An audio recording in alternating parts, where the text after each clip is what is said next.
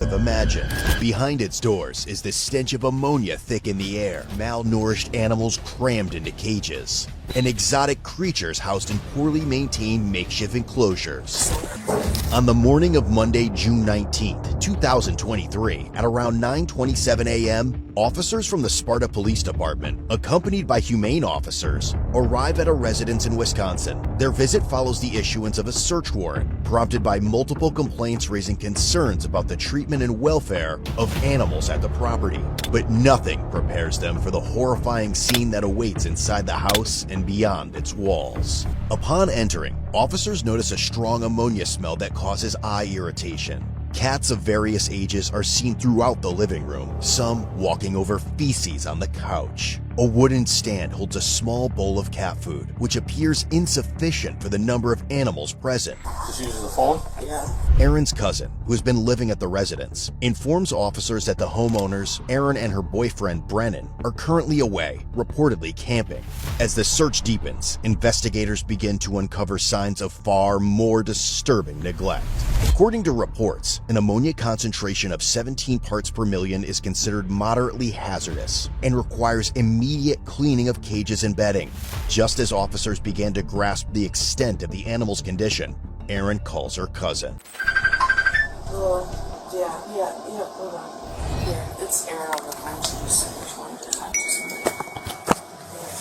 Sparta Police Officer Brennan. It's a search warrant in the search warrant says neglect or mistreatment of animals, selling without a license. While the humane officers rescue more animals, investigators speak with Erin's cousin to understand how long the animals have been suffering. Here for about 2 weeks, 2.5 weeks. What kind of things have you seen as far as care for the animals and that kind of stuff?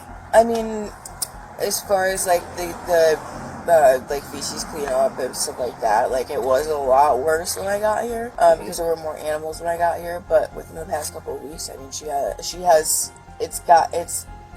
gotten better, but it's obviously still not where it should be. What do you know about the rat in the back? I have no idea about those animals. I Okay. don't really Who's been taking care of them? I wouldn't know.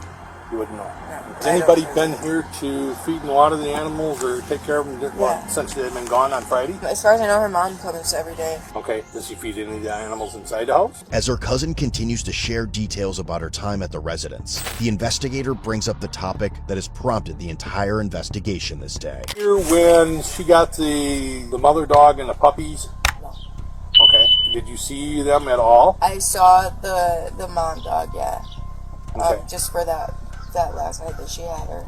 She was kind of freaking out about. Is that when you did the video? Yeah. And as the cousins begin to explain what she witnessed, Erin calls again. We served the search warrant, and in the process of serving the search warrant, we discovered at least one of your rats in the back there, deceased in the kennel, or cage. To be honest, that are here. As the investigator asks Erin and Brennan to arrive at the residence, the humane officers start bringing out the rescued animals. Oh man.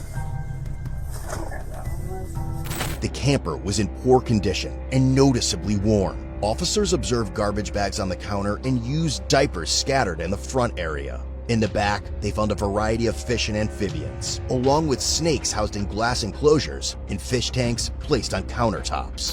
Humane officers later contacted the Monroe County Health Department, which classified the camper as uninhabitable. It raised concerns as Erin's friends had been living there with their 2-year-old child. You live in a camper, but you go camping? I don't know. How does that work? I'm not sure. Aren't you old? Probably Erin's mother is the one who's supposed to be taking care of feeding the animals. Just then, as Erin's mother arrives on the scene, she reveals unsettling details about her daughter's long-standing and deeply disturbing obsession with animals. The camper parked in Erin's backyard belongs to her friends, who have been living there with their 2-year-old child while searching for a permanent home.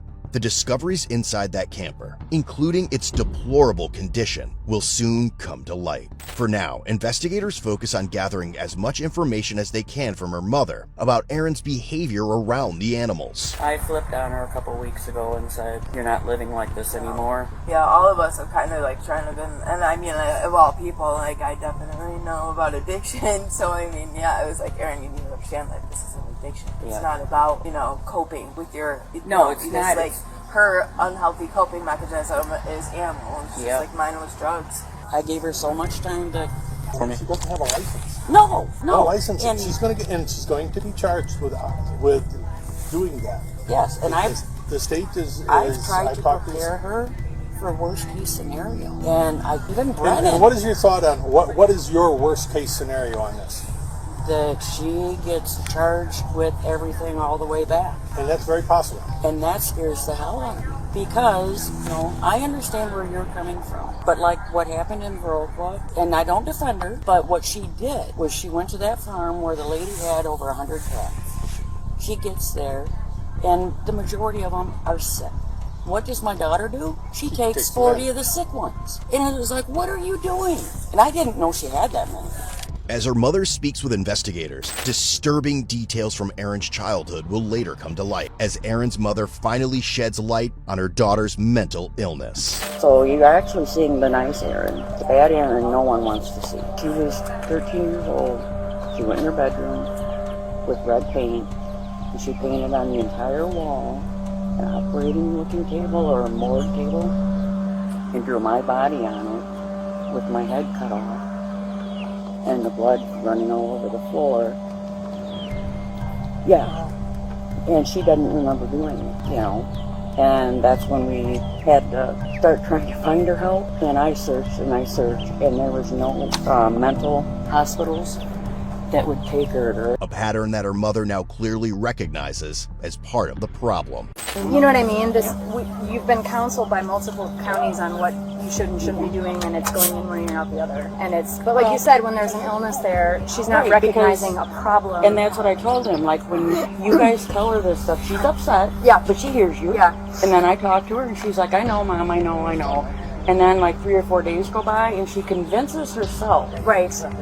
that she's helping. Yeah. So why are they stopping? That's me? honestly most animal workers. To be honest with you, they start with their heart in the right place. I was like, And it just keeps. Finally, when Erin and Brennan arrive at the scene and its history start to become clear.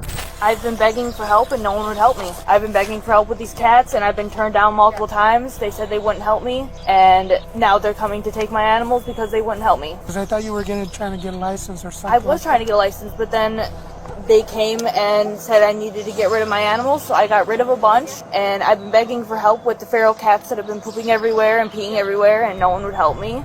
We had planned to keep our 3 cats, and that was it. And I wasn't going to rescue anymore. I was giving up on dogs. I was giving up on everything. And now this is happening, and... Alright, would I be able to So I had a lady drop off a mom and puppies. She was threatening to throw them in the woods, and I was trying to find someone to take them from us because I knew I couldn't have them, but I didn't want them dropped off in the woods. And I was trying to reach out to shelters. No shelters would help me. They just would, as soon as they heard my name, they'd hang up on me. And when I finally, the puppies were eating on their own, they were drinking on their own. The mom was aggressive towards them. She actually was aggressive towards all the animals. As soon as she'd go into the room where the puppies were, she started attacking them, or she'd attack animals that would go into the room. And I was like, okay, this is enough. The puppies need to go to a home. So I rehomed them. And one of the puppies that my friend has right now is doing fantastic. He's eating on his own, he's playing, he's drinking, he's doing great. There's one part of the story that Erin never brings up. Back on May 23rd, 2019, officers received a tip that she had posted images of a litter of puppies on Craigslist, attempting to sell them without a valid seller's license. She ultimately sold all 6 puppies to 2 separate buyers, making approximately $600 from the transaction. When an officer visited her home on June 5th, Erin clearly denied ever having the puppies. But when the buyers were contacted and asked to return the animals to the state's care, each one confirmed that Erin was the seller. But in the state in which Erin and Brennan had turned in the mother dog, Junebug, after the sale, was nothing short of sick. She was puking and pooping everywhere, and I was scared that she was going to need surgery. A later veterinary report would reveal that Junebug was suffering from severe parasitic and digestive infections, was dangerously underweight, and required immediate medical attention. Brennan, however, has a perfectly clear explanation for the entire issue. Do you think she just has a big heart for animals, or? I do. She has a big heart, but she also can, I don't want to say overdo it, but she just does too much at a time. And then, because it's like, if I say no, she gets depressed, and it's hard to watch her be depressed, and I want to... No. As the search wraps up, investigators are continuing to process everything they've found. As Aaron and Brennan are taken into custody, the extent of their actions involving the animals becomes increasingly clear. Either of you have anything in your pockets? I'm just going to ask you now. I'm still going to patch you down real quick, so go with you first. I'm just going to cuff in the front like we said. Yep. So it's going to be right about there. Okay. Can I pull just for a second so I can... You can move around. Okay. Yep. I just wanted to know how they felt. We'll get you in right here, and then I'm going to reach in and buckle you in, and then once that's done, I'll get Brennan in, okay? All right, Brennan. You just have the warrant in your pocket? Yeah. Okay. Do you mind if I just pat you down real quick? Do the same thing, just going to buckle you in front. And then we'll go to the other side over here. And I appreciate you guys working with us. Cooperation does go a long way, like I said. So you guys can sit right there. I can turn the air up because I know it's probably a little hot back here. I tried to turn up the air up earlier, but I'll do it again, okay? Just get some...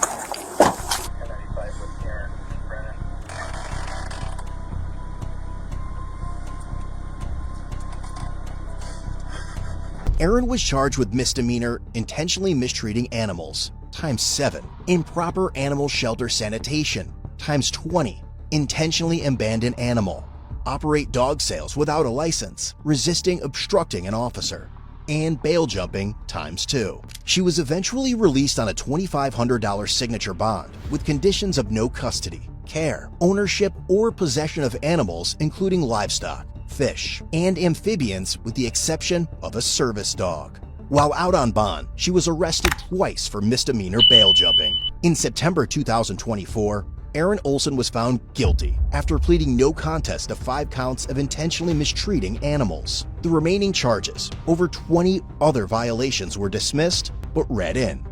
Brennan was charged with misdemeanor, improper animal shelter sanitation, ×17, intentionally abandon animal, and resisting obstructing an officer. In July 2024, he was found guilty after pleading no contest to 3 counts of improper shelter sanitation and resisting an officer. Ultimately, Aaron was sentenced to 2 years of probation in order to pay nearly $2,400 for veterinary care costs. Brennan was placed on a 24-month diversion program with a required 25 hours of community service. His charges may also be dismissed if he completes the program.